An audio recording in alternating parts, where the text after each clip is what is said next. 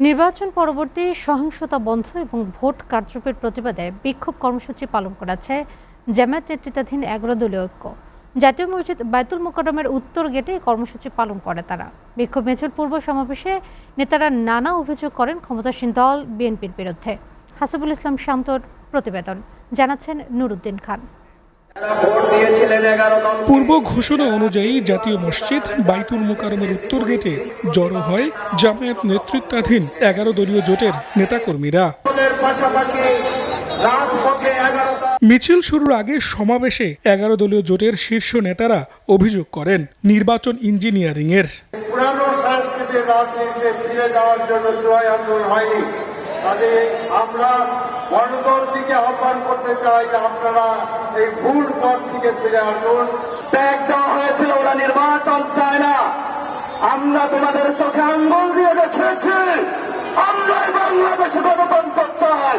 তোমরা যা করতে করতে এখন সময় এসেছে।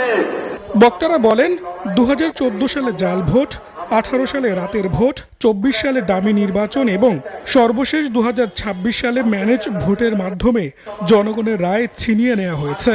ধানের শীষে ভোট দেওয়ার জন্য যেভাবে করে গণধর্ষণ হয়েছিল, ২০২৬ সালে এসে ধানের শীষে ভোট না দেওয়ার কারণে গণধর্ষণ আমরা দেখতে পেয়েছি।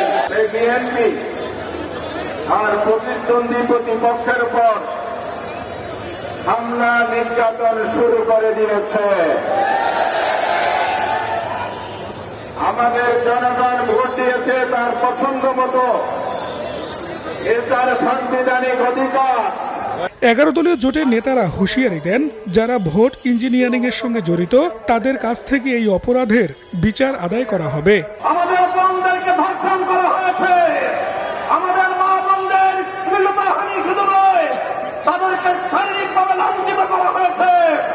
আমাদের বাড়ি ঘরে অগ্নিসংযোগ করে বাংলাদেশে আবার নতুন করে প্রতিবাদ ফিরিয়ে আনবার পায়দারা চালানো হচ্ছে।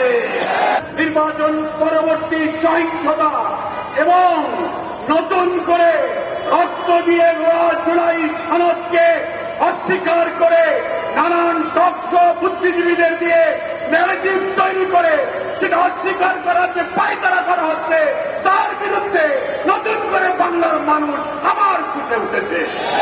দ্রুত জনগণের ভোটের ম্যান্ডেট বাস্তবায়নের আহ্বানও জানান বক্তারা। আমাদের আজকে নুরুদ্দিন খান, এসএটিভি, ঢাকা।